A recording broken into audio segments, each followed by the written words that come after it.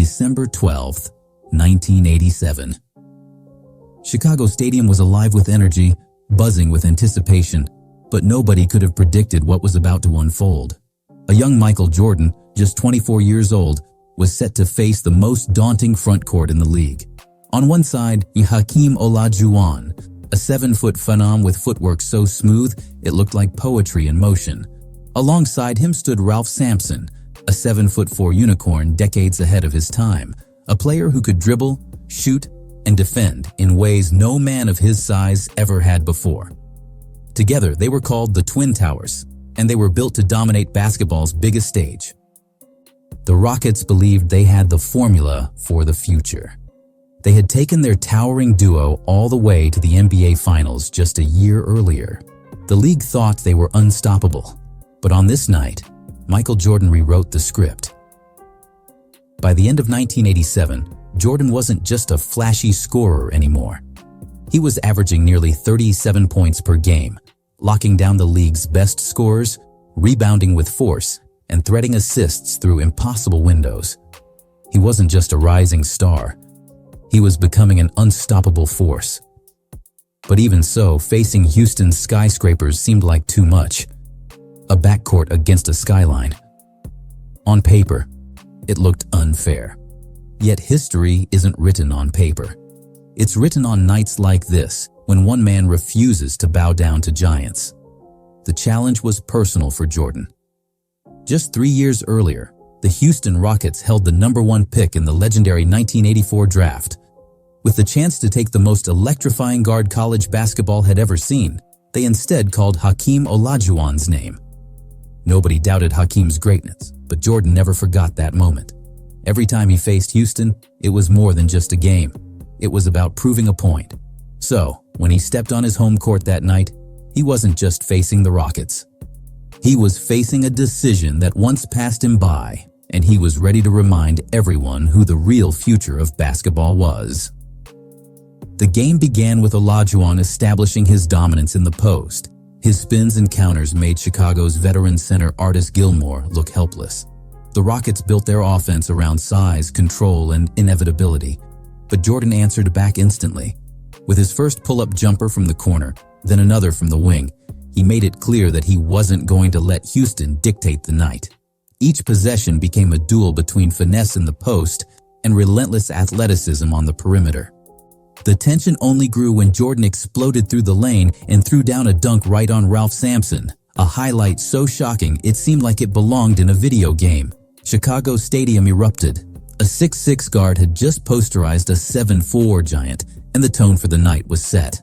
But Jordan's impact wasn't limited to highlight dunks. He was everywhere on defense, swatting shots from behind, stripping the ball from Houston's guards, and contesting attempts that few players in history would even dare to challenge. One moment he was soaring for a chase-down block, the next, he was orchestrating the Bulls' offense, drawing double teams and finding John Paxson or Scottie Pippen for clean looks. His presence forced Houston to adjust constantly, and yet nothing slowed him down. Still, the Rockets wouldn't go away easily. Their size caused problems in the paint, forcing Chicago to scramble. Every time the Bulls gained momentum, Olajuwon would answer with a hook, a spin, or a block that reminded everyone why he was drafted #1. Sampson showcased his unique skills too, handling the ball like a guard and stretching the floor. For much of the first half, the Rockets kept things close.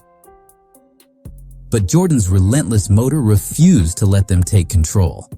By halftime, Chicago had edged out a small lead, but everyone inside the arena knew this game was far from over. The second half became a masterclass in determination.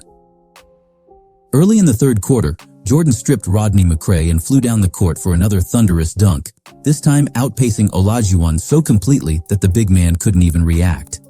That dunk wasn't just 2 points, it was a message. You passed on me, now you have to watch me destroy you. Play after play, Jordan imposed his will on both ends of the floor. When Olajuwon tried to back down, Jordan came from the weak side to block his shot. When Sampson used his height to disrupt passing lanes, Jordan countered with mid-range precision and impossible finishes at the rim. One of the most striking parts of his performance was how complete it was. Jordan wasn't just scoring, He was defending at an elite level, grabbing rebounds over taller men and creating offense for his teammates. In fact, his play that night foreshadowed the awards he'd soon win, MVP and Defensive Player of the Year in the same season, something no other guard has ever done. The Rockets were watching a guard dominate the game in ways that traditionally belonged only to centers. The blueprint of the league was being shattered in real time. As the game moved into the fourth quarter, the battle turned into a showcase of Jordan's willpower. He blew by defenders in transition, knocked down mid-range jumpers with perfect form, and found ways to finish at the rim even against 7-footers collapsing on him. He was in complete control, dictating every possession, and Houston had no answers. World B. Free, the veteran guard, tried to steady the Rockets, but Jordan locked him down, forcing turnovers and even swatting his shots. Every time Houston tried to build momentum, Jordan personally snuffed it out. Clutch time arrived with Chicago holding a slim lead. Everyone in the building knew where the ball was going. First, Jordan jab-stepped Rodney McCray and carved a path to the basket. Then, using screens with surgical precision, he hit jumper after jumper with defenders draped all over him. Even when Olajuwon responded with free throws and baseline jumpers, Jordan immediately answered. With just minutes left, he drove straight into the paint, scored over Olajuwon himself, and left the big man shaking his head. The final possessions became a clinic in closing. Chicago gave the ball to Jordan, and he iced the game from the free throw line, knocking down 4 straight under immense pressure. The Rockets' hopes faded with each swish. When the buzzer sounded, the numbers told part of the story. 44 points, 9 assists, 5 steals, and 5 blocks. But the real story was what those numbers meant. Jordan had just dismantled the blueprint that ruled basketball for decades. He showed that a guard could dominate in every facet of the game, not just with scoring, but with defense, rebounding, and leadership. For the Rockets, it was the end of an era. Ralph Sampson played his final game as a Rocket that night, traded to Golden State within 24 hours. The dream of Twin Tower dominance had collapsed in Chicago. For Olajuwon, greatness still lay ahead, but this night belonged to Michael. For Bulls fans, it felt like a prophecy. For Rockets fans, it was a painful reminder of what could have been. And for Jordan, it was deeply personal. The team that passed on him had no choice but to watch as he soared over their 7-footers, stripped their guards, and closed the game like only he could. Some games are remembered for wins, others for warnings. This one was both. Jordan didn't just beat the Rockets. He sent a message to the entire NBA. Height no longer ruled the game. Heart, willpower, and relentless skill did.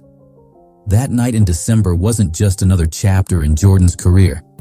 It was the night he became more than a scorer, more than a young star. It was the night he proved he was the most complete player in basketball, capable of changing the very way the game was played. The Twin Towers were supposed to be the future. Instead, they became a footnote in the legend of Michael Jordan. And from that night forward, everyone in the NBA knew the truth. You could have the size, you could have the blueprint, you could even have history on your side.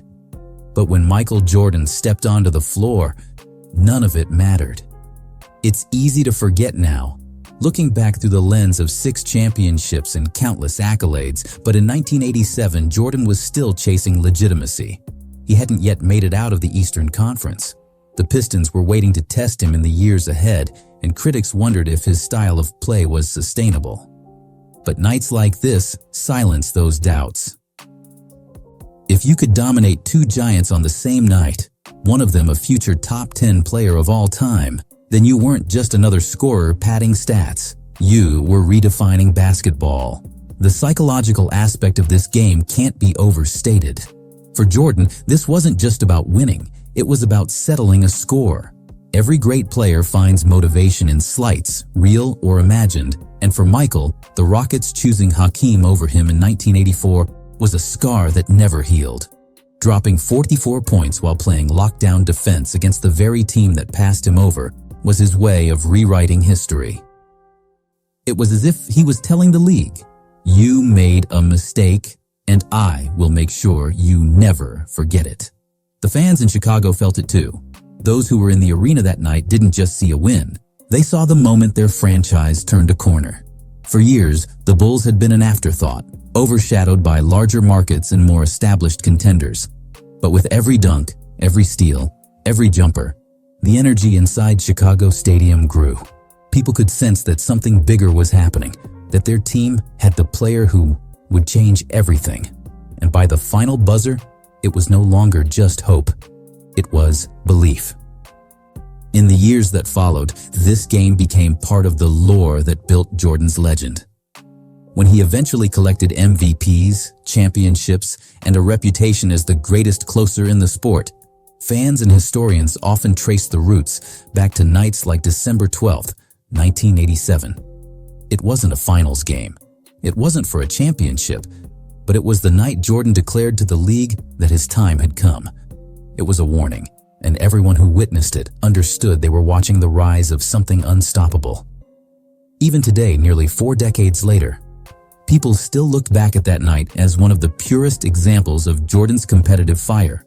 He didn't just want to win, he wanted to dominate, to humiliate, and to prove beyond any doubt that he belonged at the very top. The Twin Towers were supposed to be the future, but by the end of that game, it was clear the future belonged to one man. And from then on, every team in the NBA knew the same reality. When Michael Jordan stepped on the floor, no giant, no system, no blueprint could stand in his way.